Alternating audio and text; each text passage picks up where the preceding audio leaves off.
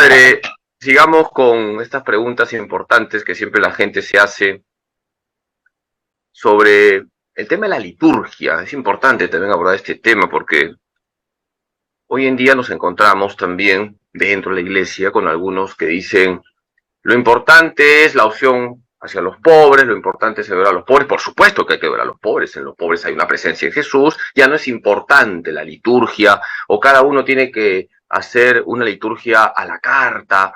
¿Por qué es importante la liturgia en la iglesia? ¿Por qué tenemos que respetar las indicaciones dadas por la iglesia sobre la liturgia?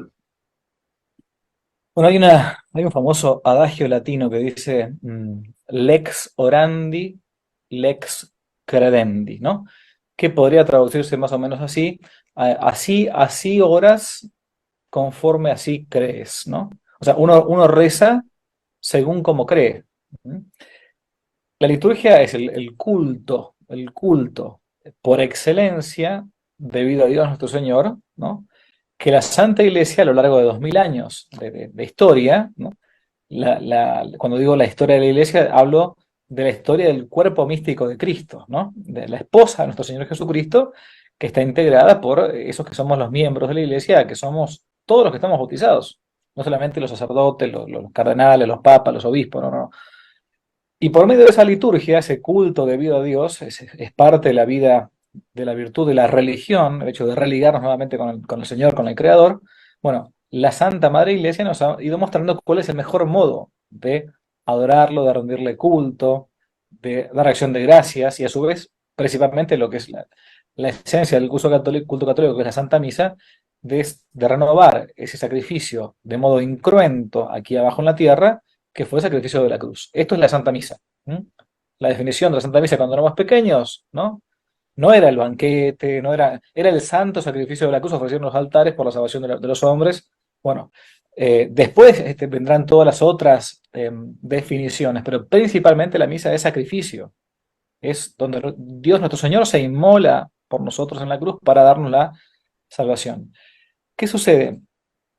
Que mucha gente hoy en día cree que la liturgia es un momento para participar, para estar para festejar. Hasta hemos cambiado los verbos, de hecho, ¿no? Antes se decía, como precepto de la iglesia, me acuerdo cuando éramos chicos, oír misa todos los domingos y fiestas de guardar, ¿no? Escuchar, oír misa, ¿no? Ahora dicen, no, no, hay que participar. No, no, lo que pasa es que si uno no participa, la misa está igual, ¿eh? No pasa nada. Si uno no se mueve del asiento, y si uno no aplaude, y si uno no se da las manos y levanta hay, hay igual misa, aunque sea un solo cura, o un cura y un monaguillo, porque de hecho nosotros los sacerdotes, aunque no tengamos obligación de celebrar misa todos los días, sí se nos recomienda vivamente, todos los días, en el derecho canónico, celebrarla por las almas y por la gloria a Dios que se da con ese sacrificio. ¿Qué sucede? Hoy algunos creen, por esa visión antropocéntrica que hemos adoptado, porque hemos planteado ese principio de inmanencia, o sea, como que todo es puramente horizontal, nos hemos olvidado de Dios, de lo vertical, que la misa, bueno, es un show permanente y que cada cura, como está al frente de la asamblea, debe estar innovando y cambiando y no dando la importancia a los libros litúrgicos, ¿no? Que hacen incluso a la licitud de la misa. ¿No? La gente sabrá que para que haya una misa válida hace falta que haya un sacerdote ordenado válidamente, que diga las palabras de consolación sobre pan ácimo, o sea, pan sin levadura, y vino de uva, ¿no? Eso para que sea al menos válido de sacrificio.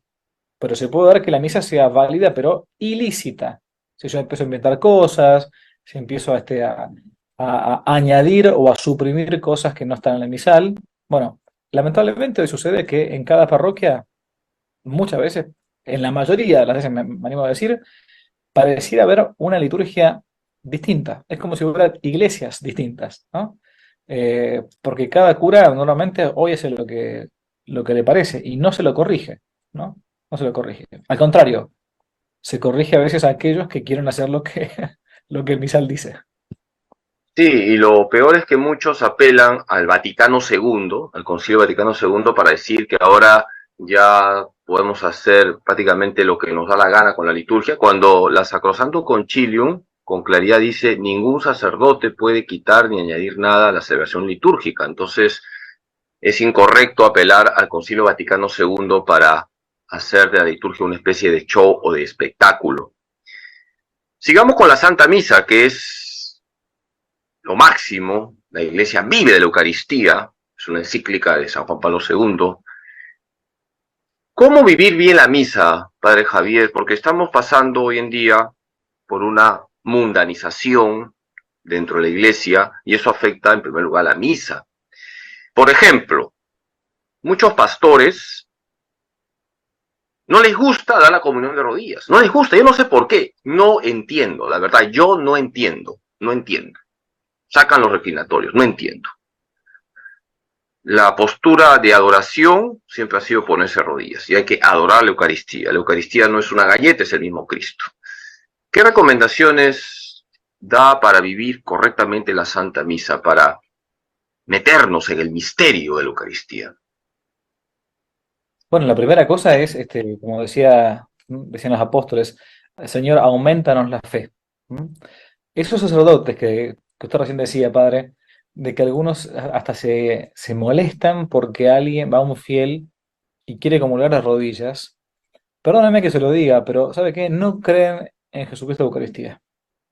O han tenido tan mala formación en sus seminarios, que más que seminarios eran semi-asnarios, como decía el gran padre Castellani, ¿no?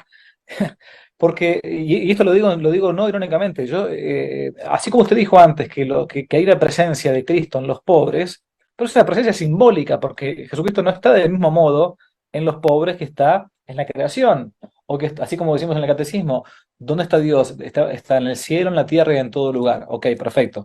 Pero de modo sacramental está en la Eucaristía, ¿no? Entonces no está del mismo modo en la hostia consagrada que en un pobre. No está del mismo modo que en la hostia consagrada que en la creación, en cualquier parte de la creación. No, no.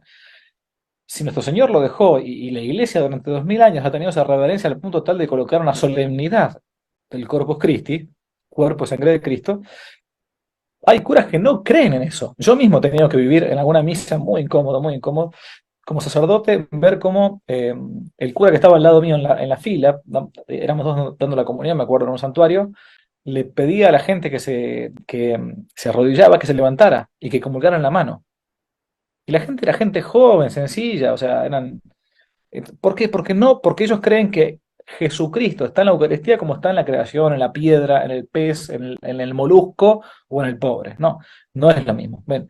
Entonces, primera cosa es hacer que nuestra fe aumente con actos de fe que pueden ser desde la adoración al Santísimo Sacramento, si tenemos la posibilidad de una capilla de adoración al Santísimo, o de visitar cada tanto, cuando uno pasa frente a una iglesia al Santísimo Sacramento, aunque sea 5 minutos, hacer un pequeño acto de adoración, ¿no? Y después de prepararnos cuando vamos a la Santa Misa, yo siempre recomiendo, por cuestión de la propia fe, de la fe de la familia, intentar hacer el esfuerzo de ir a una buena liturgia, intentar hacer el esfuerzo de ir a una buena misa, no contentarme porque a 2 cuadras de mi casa hay una parroquia y el cura es bastante flojo como celebra. Bueno, si tengo que hacer media hora de caminata o de vehículo para ir a una buena misa, tengo que ir. O sea, si busco por todos lados un buen médico para que me opere, ¿cómo no voy a hacer eso justamente con la vida del alma? Entonces, la preparación remota, o sea, lejana, para la Santa Misa es por medio de la oración, ¿no? De actos de fe, a su vez de formación. Hoy el católico que no se forma es porque no quiere. Hoy yo lo digo, lo insisto siempre esto. Tenemos hoy Internet. Internet puede ser un instrumento del demonio para destruirnos el alma, sí, ciertamente. ¿No? Hay muchísimas, la mayoría es porquería.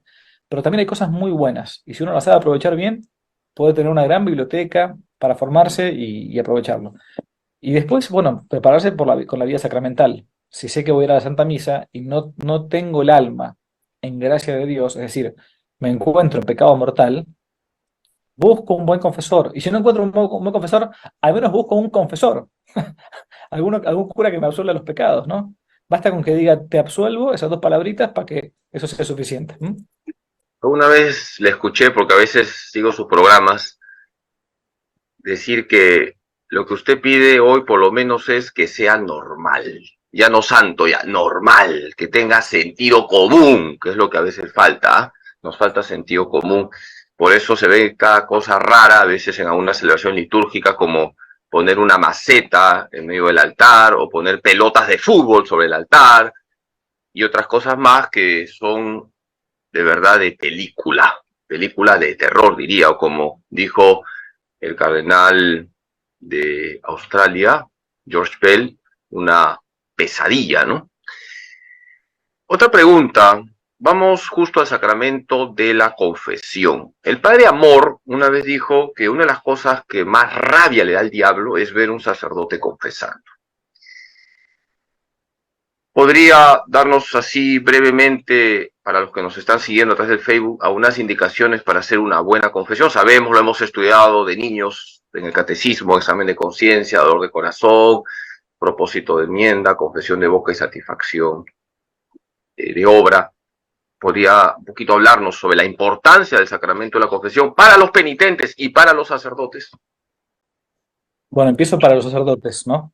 Que Dios mediante, yo mañana estaré cumpliendo 15 años de confesor, porque cumplo año 15 años de sacerdote, y, y creo que el sacramento del perdón, o sea, en concreto el sacramento de la penitencia, como llamamos nosotros también en el catecismo, que también experimentamos nosotros.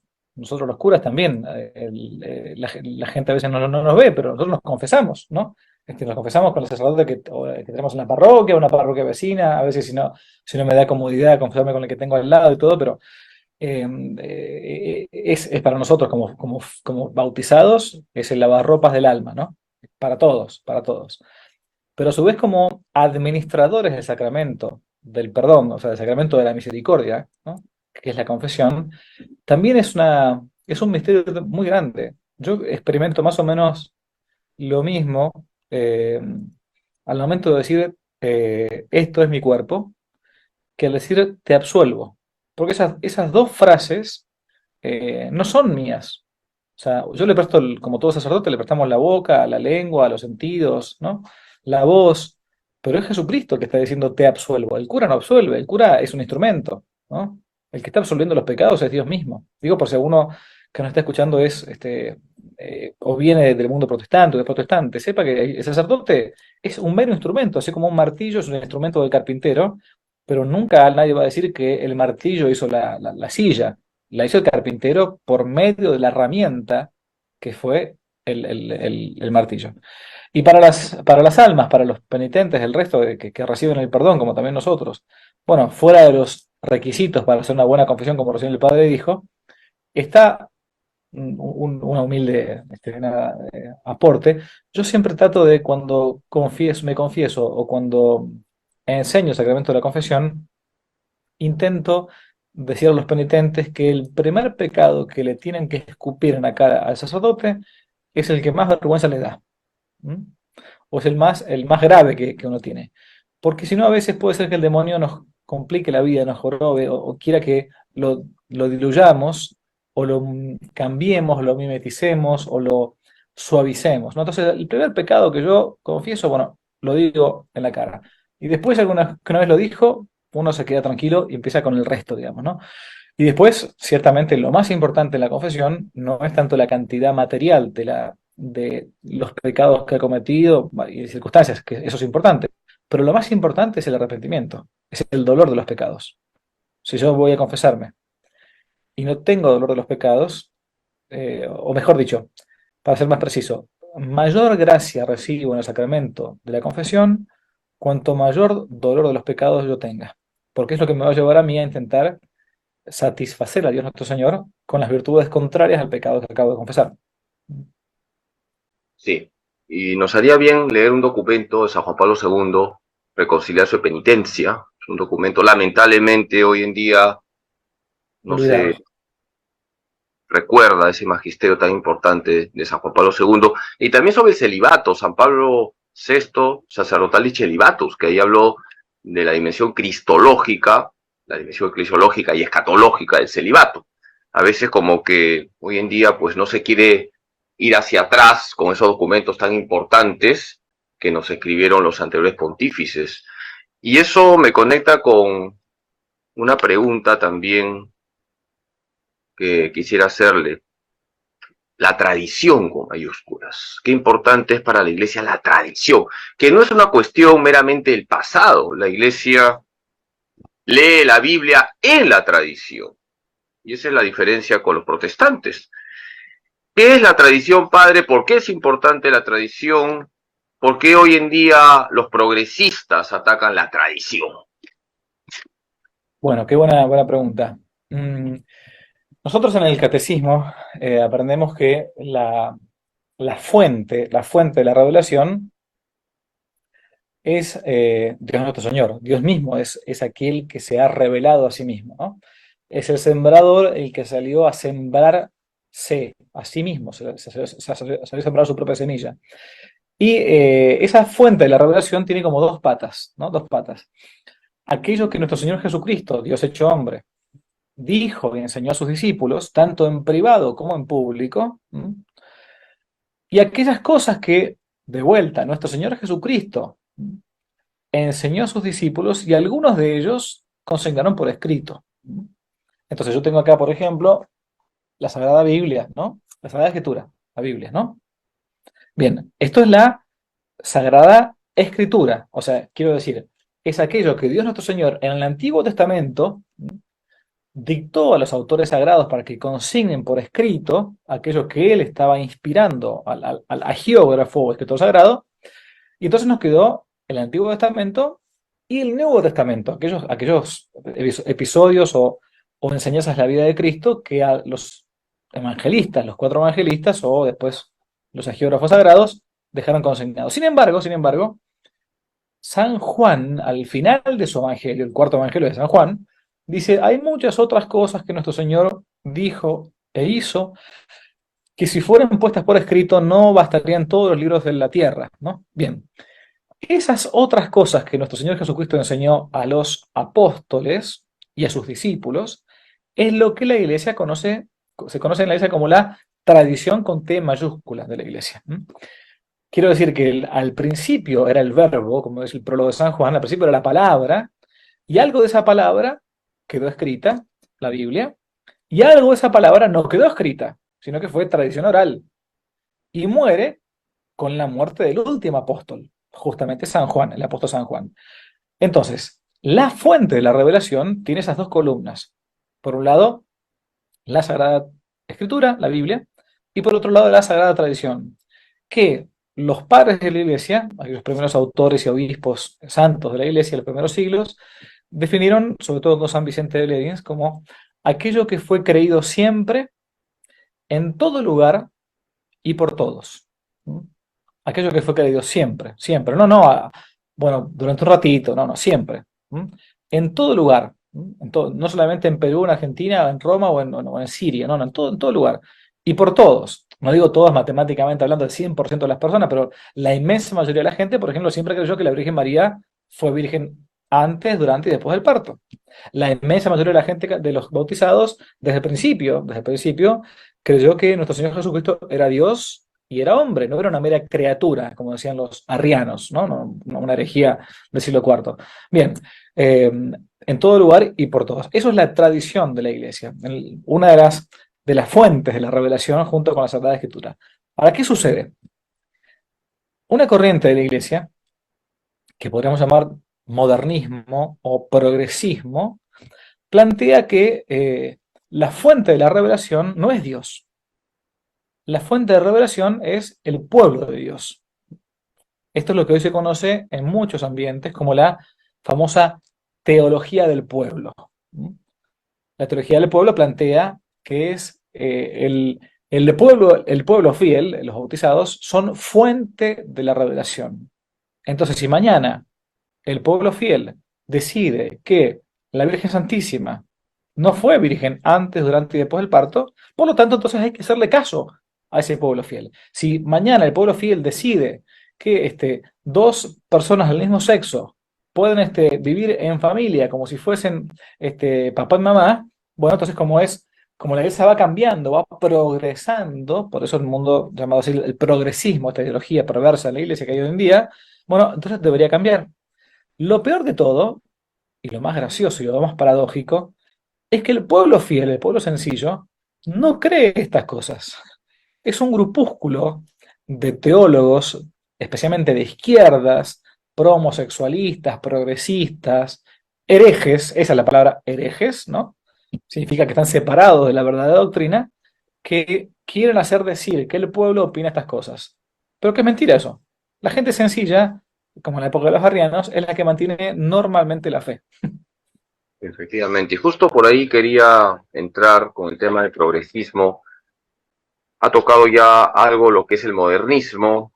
¿Qué relación hay entre el modernismo y el progresismo para aquellos que no están tan enterados de la historia de la iglesia? Y eso me lleva a un papa que yo admiro mucho, creo que también usted, San Pío X. San Pío X, un grande, en cierta manera paró a los modernistas con la Pachendi, pero hoy han resucitado. A mí me gusta decir que los modernistas que han resucitado son hoy los progresistas. Un poquito explíquenos, para aquellos sobre todo que no saben, qué fue el modernismo, por qué fue importante San Pío X y qué significa hoy el progresismo y cómo reaccionar frente al progresismo que quiere en definitiva una iglesia mundana. Bueno, el modernismo es la palabra que se usó a finales del siglo XIX, a finales de 1800 y principios de 1900, para condenar esa herejía como San Pío X lo llamaba, que se encontraba en las venas mismas de la iglesia, en las venas de la iglesia, y planteaba que así como el mundo moderno estaba evolucionando, desarrollándose, se había inventado la máquina de vapor, las nuevas tecnologías del siglo XIX, la luz eléctrica, los ferrocarriles, bueno, en fin, había que entonces poco a poco ir haciendo cambiar también la doctrina misma de la iglesia. Es una herejía, el modernismo, protestantizante, que lleva a la iglesia no a mantener el depósito de la fe, sino a intentar modificar esa doctrina católica para ayornarla, ponerla al día con el mundo moderno. Esa herejía fue combatida muy duramente en su momento por por el gran Papa San Pío X, ¿no? Entonces, bueno, encíclica Pascendi Dominici Gregis, bueno, el Syllabus, los grandes documentos de fines del siglo XIX, principios del siglo XX, que condenaron esta postura.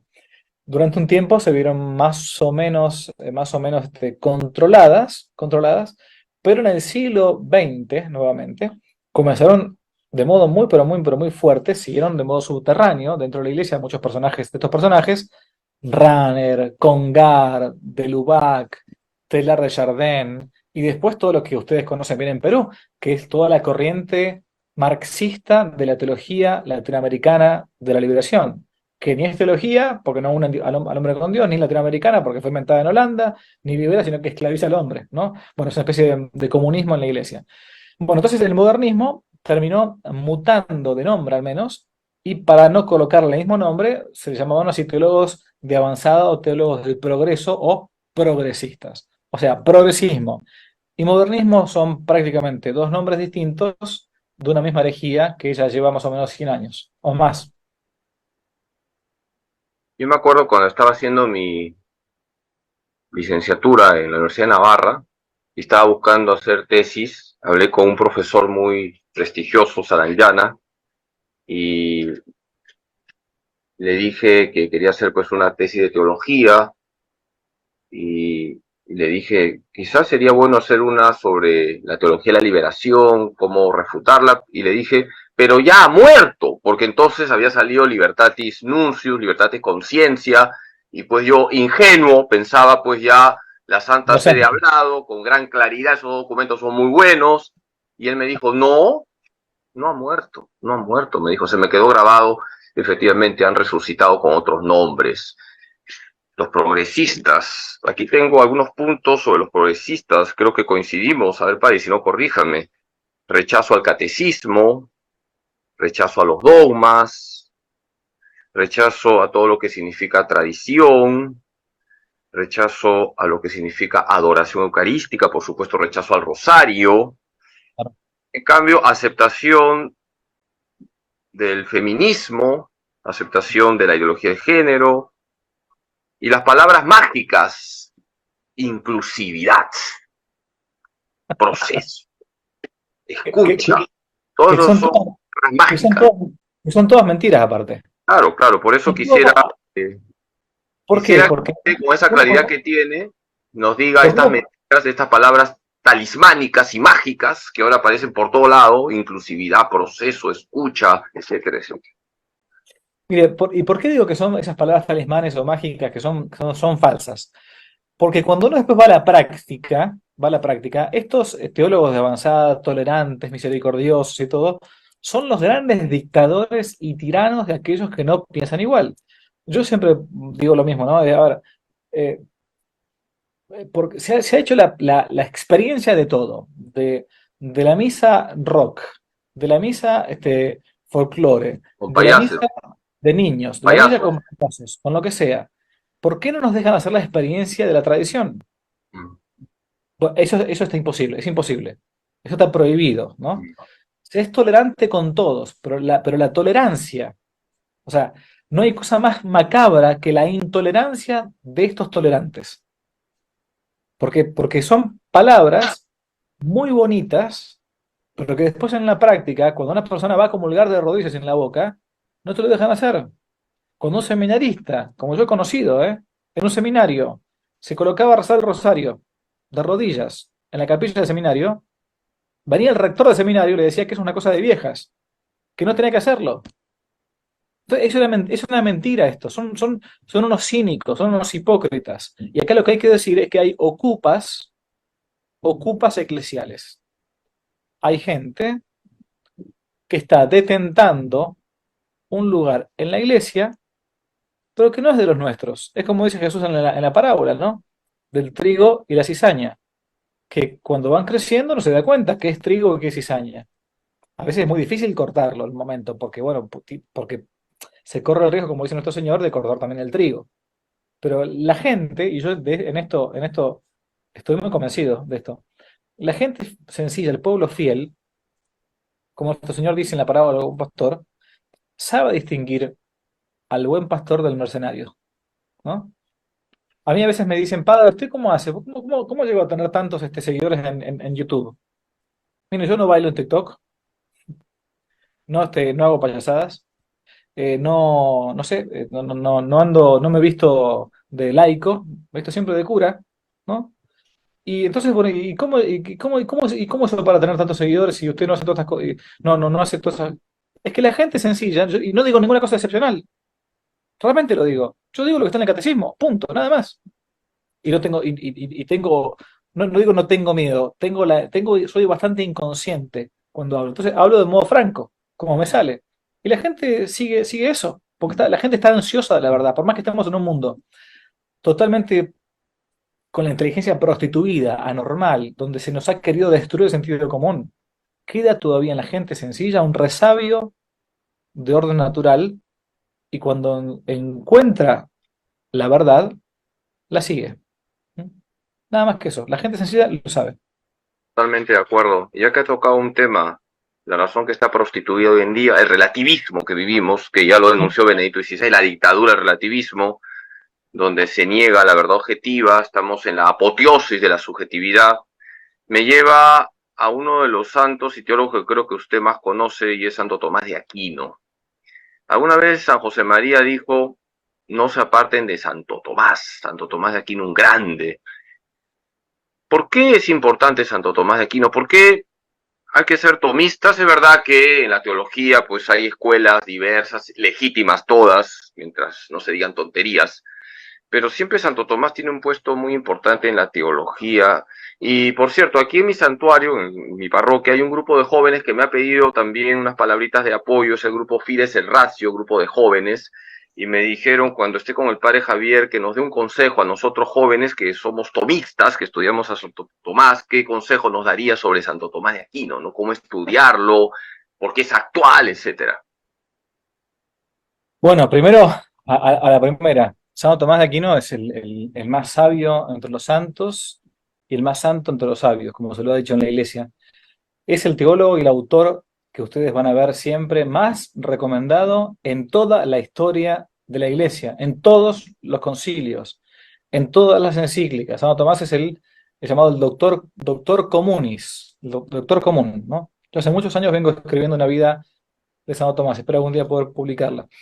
¿Y por qué es importante? Porque ha sido probablemente no, probablemente la inteligencia más grande, a menos conocida, que ha tenido la historia de la humanidad. Tanto que el Papa que lo canoniza, Juan 22, plantea que uno encuentra en la lectura de un año de Santo Tomás de Aquino todo y más todavía. Aquí hay muchos truenos, si hay ruido de fondo es porque hay unos truenos, está lloviendo que se cae del cielo, ¿eh? Este, No es el diablo, ¿no? no, no, no. Uno aprovecha más durante un año de lectura de Santo Tomás que a lo largo de toda su vida en la lectura de todos los autores que uno quiera. En la Biblia, en filosofía, en teología moral, en teología espiritual, en teología dogmática, en todos los ámbitos. Entonces, de hecho, el documento Pascendi Dominici Gregis, que hablábamos recién de San Pío X, decía que una de las razones por las cuales se había caído en el modernismo era por haberse apartado de la doctrina segura de Santo Tomás de Aquino. Por eso aquel que no lo conoce sepa que si uno tiene alguna, o sobre todo un sacerdote, si tiene alguna duda, bueno, a ver, esto no me queda muy claro, ¿a dónde voy? Id a Tomás, vayan a Santo Tomás y vean, porque no hay vuelta. La parte es súper lógico y es un análisis genial para nuestra inteligencia. A aquellos jóvenes que están leyendo o son amantes de Santo Tomás de Aquino, lo que les puedo decir es que no dejen de leerlo en sus fuentes. O sea, ir a Santo Tomás significa no solamente leer algún manual de teología o filosofía tomista o lo que fuere, sino ir a leer a Santo Tomás. Yo cuento una anécdota cortita, si me permite, padre. Claro. Durante varios años, todos los sábados, me junté con varios matrimonios de 8 de la mañana a 9:20 de la mañana, los días sábados, decía, porque eran los horarios en que ellos tenían los hijos chiquititos, entonces nos juntamos a qué cosa, a leer la Suma Teológica. Literalmente, nos juntábamos 1 hora y 20 a leer en voz alta y a comentar la Suma Teológica. Una vez, después de 6 años más o menos, una profesora de literatura me dijo, en público lo dijo esto, ¿no? Por eso lo cuento, dice, padre, la verdad es que yo quiero contar una cosa. Desde que yo comencé a venir a los grupos de Suma Teológica, me di cuenta después de unos meses que no me hacía más falta ir al psicólogo. Y yo digo, ¿por qué? O sea, que estamos viendo, no estamos viendo la parte de las pasiones, del alma, no, los hábitos, no, estamos viendo el tratado de Deo 1, la primera parte de la Suma Teológica, ¿no? Pero ¿por qué si no veíamos nada del alma, de la, no sé, de la psicología? ¿Por qué? ¿Por qué dejaste de ir? Porque me di cuenta que el hábito racional que te da Santo Tomás al leer los artículos de la Suma Teológica son silogismos, ¿no? Todo hombre es mortal, Juan es hombre, Juan es mortal. Y así todo el tiempo, todo el tiempo. Entonces, la inteligencia reposa en la verdad. Esta mujer, ¿qué es lo que había hecho? Había ordenado sus pensamientos, había ordenado su inteligencia. Y por eso entonces no le daba importancia a las cosas que eran accidentales y se quedaba con lo esencial. Entonces todos los traumas o los problemas psicológicos que uno puede tener se habían evacuado con la sola lectura de Santo Tomás de Aquino por el modo de razonar. Sí, yo he escuchado siempre que quien lea Santo Tomás tiene la cabeza bien amueblada, ¿no? Está el pensamiento ordenado, lógico y por supuesto esa pasión por la verdad, ese amor a la verdad, esa defensa de la verdad que hoy desgraciadamente se extraña. Sí, padre. Otra pregunta, padre. Vamos con el tema de la ideología de género, que es nefasta, como todas las ideologías, es diabólica, hay que decirlo con claridad, todas las ideologías son diabólicas, pero hoy en día esta ideología está causando estragos, incluso con dolor hay que decirlo, algunos pastores dentro de la iglesia la promueven, confunde la identidad sexual de los niños, de los adolescentes, promueve todo tipo de aberraciones sexuales. Explíquenos un poquito a qué llamamos ideología de género para aquellos que no están tan enterados. Creo que la mayoría les suena, pero a veces no se dan cuenta de la gravedad de esta ideología y cómo enfrentar la ideología de género. Bueno, la ideología de género a ver, es un sistema cerrado de pensamiento independiente de la realidad extramental, ¿no? O sea, independiente de la realidad, quiero decir, que es la heredera, en todo caso, de una corriente feminista, llamada el feminismo de la tercera o cuarta ola, según algunos dicen, pero que se enmarca dentro de una corriente de pensamiento marxista, comunista, ¿no? la famosa dialéctica marxista del siglo XIX, quiero decir, donde estaba el patrón y el obrero y esa lucha del proletariado contra el burgués, eso que para Marx hacía avanzar la historia en el siglo XIX, después con el tiempo fue mutando, fue cambiando. Para Marx todo lo que hace avanzar la historia es el cambio o el choque duro, la contradicción, lo que llaman la dialéctica, ¿no? El materialismo dialéctico. Bueno, cuando terminó el problema económico de la gran crisis europea o de la gran crisis de 1929 de la bolsa de Estados Unidos, en Wall Street, claro, había que buscar otras dialécticas. Comenzaron las dialécticas, por ejemplo, no sé, profesor-alumno, mayo francés, mayo de 68, ¿no? Y posteriormente, el hombre contra la mujer, la dialéctica hoy por hoy del feminismo radical, que utiliza, al final de cuentas, este feminismo radical, una tendencia desordenada de algunas personas que tienen atracción por el mismo sexo para crear ciertos lobbies de presión o ciertos lobbies de imposición de estas ideologías. Entonces, la ideología de género hoy en día es una heredera, es una, para resumir, una resultante del marxismo que a su vez viene apoyado por las corrientes más bien progres de avanzada. ¿Cómo se puede luchar contra esto? De dos modos. O bien por el ámbito sobrenatural, sabiendo que desde el Génesis Dios nos creó hombre y mujer, entonces por lo tanto no es lícito para un hombre estar con un hombre, no es lícito estar con una mujer para una mujer, a su vez distinguir lo que es el lobby, digamos, ideológico de la persona que padece esto, y digo padece con todas las letras, padece, sufre, ¿no? Entonces, esa persona es totalmente redimible, y es más, puede ser santa, deberá buscar como otras personas que tienen tendencias antinaturales, la santidad en la castidad, por ejemplo, en la continencia, ¿no? Quizás sus sentimientos internos, por ejemplo, problemas de afecto, por lo que haya pasado en la infancia, lo que fuere, no puede dominar, porque no puede dominar muchas veces los afectos, pero sí al menos el ejercicio de los afectos los podemos dominar. ¿Mm? Yo siempre pongo lo mismo. Si yo, a ver hoy decimos que una niña, una joven o un joven, da lo mismo acá, tiene anorexia o bulimia, ¿no? Y cuando va caminando, pasa frente al umbral de una puerta y se pone, en vez de así de derecho, se pone de canto para querer pasar porque cree que pesa 200 kilos cuando pesa 45. ¿Yo qué hago con esa joven o ese joven? ¿Qué le digo? Bueno, yo te acepto como eres. Sí, cómo no. Si tú crees que pesas 200 kilos, entonces te voy a tratar como una persona de 200 kilos. No. La llevó al psicólogo, la llevó al hospital, la llevó al psiquiatra, porque se me va a morir de hambre esa chica. ¿Ok? Bueno, ¿por qué entonces cuando una persona me dice que se autopercibe de un género fluido, o un varón de mujer o de mujer de varón, yo deberá aceptar eso si no es así? No es así. Eso es falso. Capaz que esa persona se siente así, pero eso objetivamente no es así. Entonces, un modo de combatir esto es con la Sagrada Tradición, la Sagrada Biblia, con el Catecismo. Pero hay gente que no tiene fe. Entonces, yo no puedo ir a discutir con alguien que no tiene fe con argumentos de fe. Esto es justamente lo que hace Santo Tomás de Aquino para intentar llegar a explicar, por ejemplo, la existencia de Dios. Explica la existencia de Dios no desde la fe, porque es un dato revelado, sino desde la razón. Bueno, tengo que llegar entonces por medio del sentido común. Entonces, por medio del sentido común, de la biología, de la psicología, de la filosofía, hay que explicarle con peras y con manzanas a una persona que capaz que no tiene el don, la gracia de la fe, que la ideología de género no solamente que es falsa, sino que es un lobby nefasto que usa a los homosexuales para sus fines contrarios a la razón y al orden natural.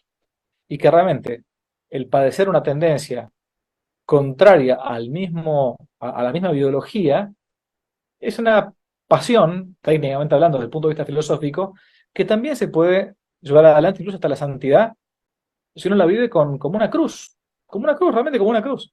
Así como si yo tuviera la tendencia piromaníaca y quisiera quemar todo, bueno, me contendré de quemar las cosas. Sí, si la memoria no me falla, los números 2357 y 2358 del Catecismo con claridad señalan que las relaciones homosexuales son antinaturales, son pecado, eso no puede cambiar, la palabra de Dios no puede cambiar ni va a cambiar, pero al mismo tiempo se señala que la persona homosexual merece respeto, cariño, nadie puede humillarla, Y asimismo, la persona homosexual está llamada a lo que usted ha dicho, a la castidad, a la santidad. Y eso es lo que tenemos que hacer nosotros como iglesia, no promover la promiscuidad o bendecir el pecado, que es peor todavía. Exacto, exacto. Antes había una palabra muy técnica para esto que hoy ya, para nuestros oídos políticamente correctos, nadie ya... Sodomitas, No, sodomitas. La sodomía está en el catecismo. claro. Ah, la sodomía es un pecado aberrante, es un pecado nefando. Entonces, hoy, para ser menos duros, bueno, se le llama homosexualidad. Pero el catecismo y la Biblia lo llaman igual, la sodomía. Lamentablemente, aún, y lo digo yo como pecador, no como virtuoso acá, aún nosotros hemos intentado suavizar las palabras cuando el catecismo dice otra cosa. Sí, lo que es peor, algunos teólogos, entre comillas, progresistas, hacen su, disculpen la palabra, pero así se llama la pornoexégesis, y tratan de manipular los textos bíblicos para decir que, bueno, eso de la homosexualidad hay que entenderlo bien, el tema de las relaciones homosexuales, hay que entenderlas en su contexto entonces, ahora las cosas han cambiado, Es que escriben en defensa propia, padre. claro, sí. Otra pregunta, padre, ¿qué hacer para que Cristo reine? ¿Qué hacer? Yo escuché, me parece que fue del Aje, decir que había tres combates. Bueno, que él no hablaba tanto de Cristo Rey, pero más o menos creo que se puede aplicar, ¿no? El tema de lo que significa que no admitamos comportamientos inmorales, que no se admitan los antivalores. Hay un combate espiritual, hay un combate cultural, un combate político. ¿Podríamos esto aplicarlo al reinado de Cristo?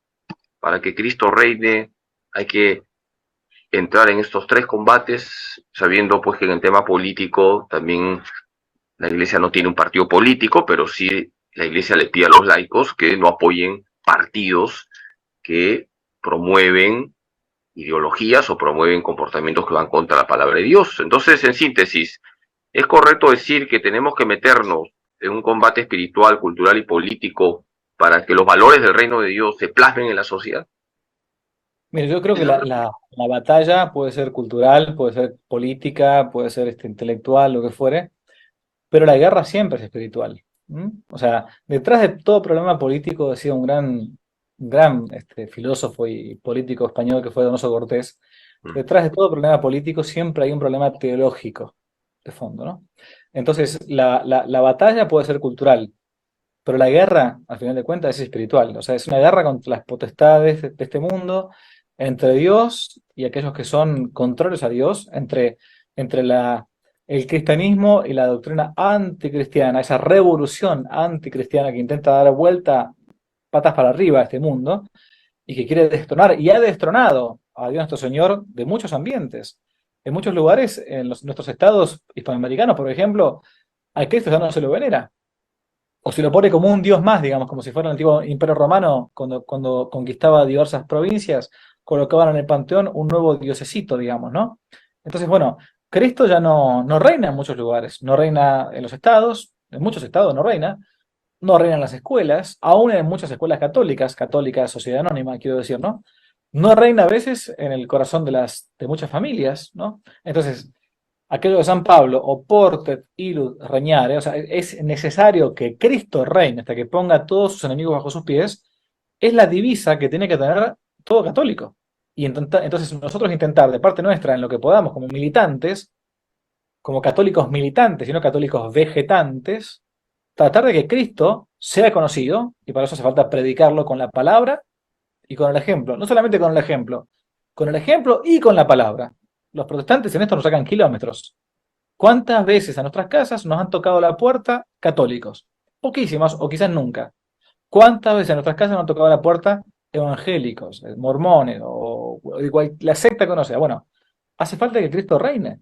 Y para eso el laicado católico que vive en el mundo, la iglesia no son los curas, somos todos, reitero, todos los bautizados. Es necesario que también hagan y aporten su grano de arena. Y si algunos tienen esta vocación política, pues que la lleven adelante. Porque si no, como decía Pío XII, la apatía de los buenos aumenta la malicia de los malos. La apatía, la dejadez de los buenos aumenta la malicia de los malos. Tenemos que buscar que Cristo reine en la sociedad, en los corazones y en la familia. Vamos ya cerrando la entrevista, no quiero abusar de su tiempo, parece que tiene muchas actividades y dos preguntitas más. La última, ya le voy adelantando sobre la Virgen María, siempre hay que cerrar con nuestra Madre para terminar contentos y alegres. Pero antes, una pregunta que estoy seguro a todos nos preocupa y es el tema de la sinodalidad. A ver, quiero dejar en claro que hay que estar siempre en comunión con el Papa Francisco, hay que querer al Papa, hay que rezar todos los días por el Santo Padre. Santa Catalina de Siena decía que el Papa era el dulce Cristo en la tierra. Todos los santos han estado siempre en comunión con el Papa. Eso que quede claro. El Papa Francisco necesita nuestra oración. Y él ha decidido, pues, meter a la Iglesia en un proceso sinodal. El tema es que vemos con estupor, con dolor, que en estas reuniones sinodales, pues no son pocas las voces que dicen cosas que están contrarias a la palabra de Dios, contrarias a la tradición de la Iglesia, y da la impresión que hay un grupo que participa en estas reuniones sinodales que quieren otra iglesia, que no es la iglesia de Cristo. Entonces, ¿cómo debemos nosotros como católicos enfocar esto de la sinodalidad que lo ha pedido el Papa Francisco? El Papa es el Papa, hay que rezar por el Papa, repito, hay que respetar al Santo Padre, pero también no podemos nosotros ser ingenuos y estar en una actitud pasiva, escuchando a veces tontería y media de algunos pastores que de verdad causan estupor, sobre todo en la gente que tiene su fe bien clara. Bueno, yo he hecho un programa sobre el tema del sínodo, Sí, te comentando recomiendo que lo vean, y por cierto, quiero recomendar a todos mis feligreses que vean el programa del Padre Javier, que no te la cuenten. bueno, en uno de esos programas yo analicé un libro que había leído que se publicó hace un par de meses, creo, llamado algo así como el Sínodo de la La Sinodalidad, caja de Pandora, la caja de Pandora en la Iglesia, exactamente. lo he leído, sí. Un libro escrito realmente de modo muy respetuoso, pero poniendo los puntos sobre las IES, extractando los textos. Entonces, si a alguno no le gusta el libro ese, bueno, es muy sencillo, agarra otro libro y escribe y refuta eso. Lo que tiene este libro es que va analizando los textos de estos autores que están hoy por hoy queriendo subvertir, es decir, cambiar, dar vuelta la iglesia para transformarla en una especie de gran ONG a nivel mundial. Esta es la verdad. Bien, ¿qué hacer de parte de uno? Uno dice, bueno, primero un sínodo culmina con unas declaraciones que si no son aprobadas por el Papa, no tienen ningún tipo de validez. Lo que sucede, a mi humilde entender, es que en el mientras tanto, se va creando mucha confusión en mucha gente. Uno ya comienza a escuchar, ¿no? Así como pasó en su momento con el tema de Amores Leticia y la comunión de aquella gente que se había separado, se había juntado de vuelta. Entonces ahora te cae una persona y te dice, bueno, yo estoy juntada en segunda unión, pero igual puedo comulgar porque ahora la iglesia lo permite. Momentito, no es que lo permita. Vamos a ver si lo permite. El catecismo no dice eso. Entonces creo que este proceso trae confusión, pero por otro lado, padre, hay que ser también sincero, esto no le importa a nadie. A la gente sencilla no le importa el sínodo, porque tampoco fue ni siquiera consultada. Entonces la gente católica, de verdad católica, ese sensus fidelium, el sentido de la fe de los fieles, va a continuar, va a seguir adelante y va a seguir a los pastores que son fieles. Y si algún cura medio trasnochado quiere intentar bendecir a dos homosexuales, perdón, a dos sodomitas, y si algún cura medio trasnochado quiere empezar ahora a hacer un carnaval dentro de la iglesia, la gente se le va a vaciar. Y si algún obispo quiere tener un seminario donde los seminaristas, en vez de ser curas católicos, sean asistentes sociales marxistas, se le va a vaciar. Por eso es que la inmensa mayoría de los seminarios que intentan seguir la doctrina de la iglesia tienen vocaciones. Y los otros cierran. Bendito sea Dios y cierran. Sí, claro. Yo antes me entristecía cuando veía que un seminario se cerraba. Ahora, les soy sincero, descorcho un champán cada vez que Sí, lo escucho. Porque totalmente de acuerdo. y porque sí, no queda otra opción. Entonces, el sínodo famoso nada, yo creo que a la gente sencilla no le va a llegar, esperemos que no, y que también sepamos que la iglesia tiene una nota que es la de la indefectibilidad, ¿no?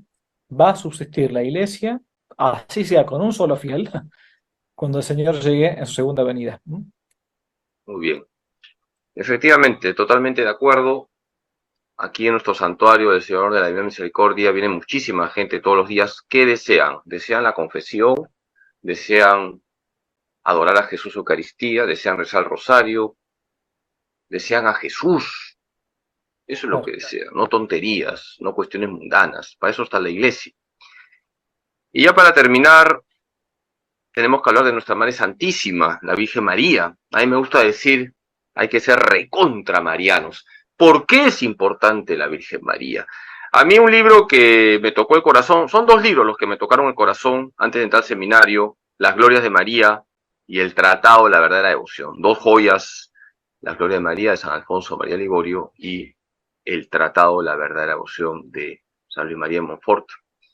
Padre, ¿por qué es importante la Virgen? Y bueno, porque así como Dios nuestro Señor quiso llegar al mundo por medio de María, también quiere que lleguemos a Él por medio de su madre. María, por eso en las letanías lauretanas, que se rezan al final de cada Santo Rosario, se pueden o no rezar, pero es muy bueno rezarlas, se dice que es la porta cheli, la puerta del cielo, ¿no? Entonces, aquel que quiso tener a María como madre, a nuestra madre, y que nos la legó a su vez en la cruz, quiere entonces que nos acerquemos por medio de ese corazón materno a Dios nuestro Señor. Dicen que Dios Padre da más respeto, o el Padre siempre da más respeto. Y la madre, cuando uno está buscando algo para que se nos conceda un deseo, uno como ser humano normal pregunta por mamá. Mamá, decirle a papá que me deje ir a tal lado cuando éramos chicos, ¿no? Bueno, algo análogo pasa con esto. No se puede ir a Dios si no es por medio también de su madre. Es el modo en que Él quiso venir acá a la tierra y es el modo en que como quiere Él que vayamos de la tierra al cielo. Y unas palabritas sobre el Santo Rosario, arma poderosa, dulce cadena que nos une con el cielo. ¿Por qué debemos rezar el Santo Rosario? ¿Por qué rezarlo todos los días? ¿Por qué? Denos unos consejos. El rosario no es una oración aburrida. ¿Qué le podemos decir, por ejemplo, a los jóvenes sobre el Santo Mira, Rosario? ¿Cómo rezar bien el rosario? yo les puedo decir que a menos a mí en lo personal, a mí me cambió la vida el rosario. Me cambió la vida y más cuando uno lo reza, eh, lo intenta rezar con fervor, ¿no? Con devoción. Porque a veces uno puede ser que también lo rece de modo medio automático algún día, o qué sé yo, como te Acá pasé vos. decimos de paporreta, no sé si en Argentina se dice de paporreta. No se dice, pero entiendo lo que quiere decir.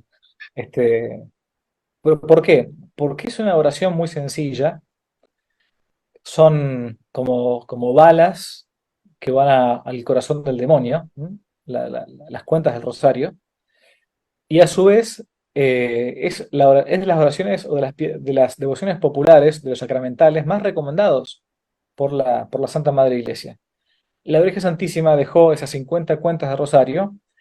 El rosario en realidad tiene total, el tradicional tiene como 150 cuentas, ¿no? Los misterios, los típicos de Santo Domingo de Guzmán, que la Virgen María le entregó el rosario a él, los misterios dolorosos, los gozosos, los gloriosos. 150 cuentas, ¿no? Eran porque la gente en tiempo de Santo Domingo, 1200, 1100, 1200, no podía ir como los monjes a rezar los 150 salmos que se encuentran en la Sagrada Escritura. Entonces, como no podía ir de este modo muy sencillo, rezando el Santo Rosario, esas 150 Ave Marías cuando lo hace completo, o la corona nada más que 50, ¿no? Cuando no hace los dolorosos, gozosos o que sea que uno quiera rezar, está de ese modo acercándose al corazón de la Virgen Santísima.